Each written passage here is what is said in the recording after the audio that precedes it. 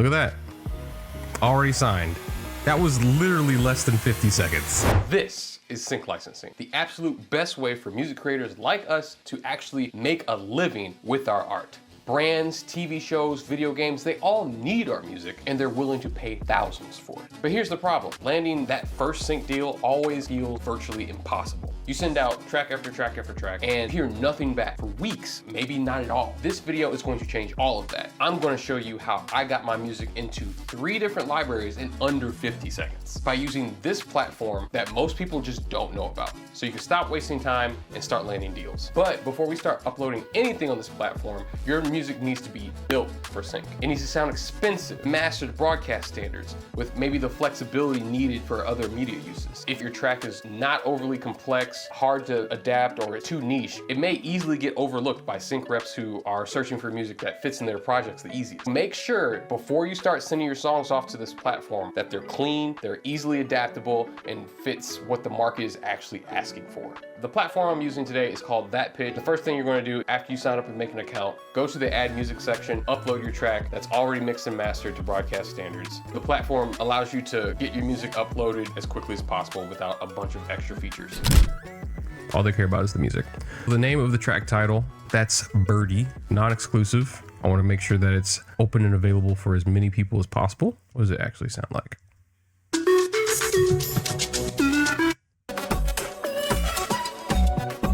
But here's the thing. Even if your track sounds perfect, there's a few more things to think about. That's absolutely going to raise your chances of landing that deal. Let's say a music supervisor loves your track, but they need an instrumental version or possibly a 90-second cut for their project. If you only upload the one version that you have, what do you think would be easier for the music supervisor? To email you and wait maybe 3-4 days for a couple different versions, or just keep scrolling to the next person that actually does have that 30 or 60 or 90-second track that sounds very similar to yours? The music licensing world is very fast-paced, and often music supervisors need multiple versions of the same song, whether that be an instrumental version, a shorter version, ones without drums, all kinds of stuff. If you can't provide these versions, they're probably going to skip over your track and go with another music creator that can. It's absolutely crucial to stay organized and always have multiple versions of your song ready to go. But after uploading those alternate versions of your song and increasing the flexibility of how they can use your music, how in the world is your music going to be found in a sea of other tracks? That's where metadata comes in.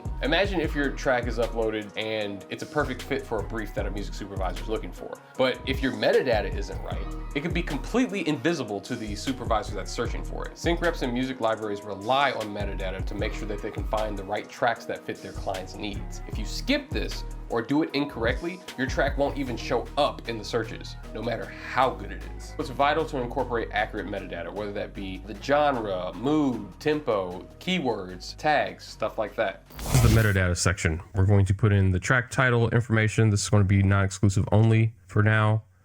Let's put in, let's use bouncy. What key is this in? Let's find out real quick.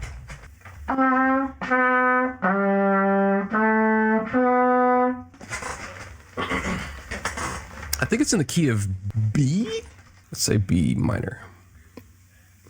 So next, we're going to put in BPM. BPM for this is 113. Now that your track is organized, has the right metadata attached to it, there's still one more step to increase your chances of landing a deal as fast as possible. If it's not handled properly, it could ruin all the other preparation that you've already done, and that's sample clearance. A while back, one of my students landed a really cool potential sync deal. He was super pumped about it. Everybody in the Sync Alliance, which is our private community, were really stoked for him because he had been grinding for some time, and after some hard work, his time finally came. But there was one big problem. He used a sample in the track that wasn't actually clearable. He thought since it was a small, unrecognizable loop, it shouldn't be that big of a deal. But the day the commercial was supposed to air, the music supervisor did a routine check and found out that that sample wasn't cleared and caused content ID issues. So they immediately pulled the track and had the last minute find something else. The homie lost the deal and pretty much lost an easy $36K in upfront fees, which stung by itself. Then he started realizing, what other tracks did I use these royalty-free samples from that might be in jeopardy. He realized a large portion of his catalog was like that. Needless to say, he felt pretty bad about it. He was in a very bad position. No matter how dope his track sounded, if he didn't handle the legal side of everything first, he was never going to get consistent sync placements. What's cool about that pitch is that they automatically check your music for sample clearance through their content ID system, ensuring that every track you upload is legally sound before you submit it to different libraries and things of that nature, so you never have that problem. Most music supervisors won't even touch a track with samples unless they're 100% cleared. Nobody wants to face legal trouble because 9 times out of 10, you're going to lose. Thankfully, they make this process super easy so you don't even have to think about it. Send to libraries. Hey, there it is. Super simple. And watch this. We're just gonna wait a couple minutes and I'll start the clock so that everybody can see it. But I'm very curious to see if this ends up getting into a sync deal. Let's put the timer on 5 minutes.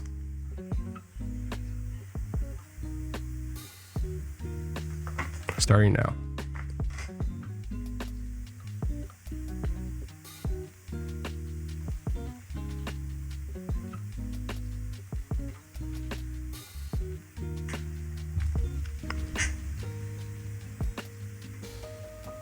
No movie magic here. We're just gonna wait for it. What if I refresh? Oh, look at that. Already signed. Unsupervised music. That was literally less than 50 seconds.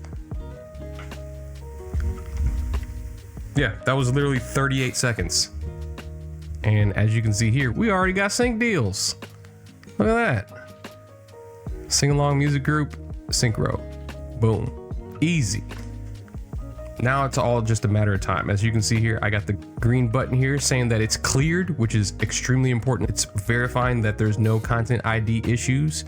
It's all just done right here. Now all I have to do is send a bunch more tracks and it's going to raise my chances of actually getting something synced. So now that you got your music into music libraries, it may feel like everything's smooth sailing, but there's actually still one massive hurdle that most people miss, and that's how to stand out from thousands inside that library already, improving on the metadata. And trust me, if you don't get this right, it's just going to sit on their shelf collecting dust. That's why in this video, I'll show you exactly how to make sure that your tracks are getting noticed, not only on the metadata side, but also on the music side.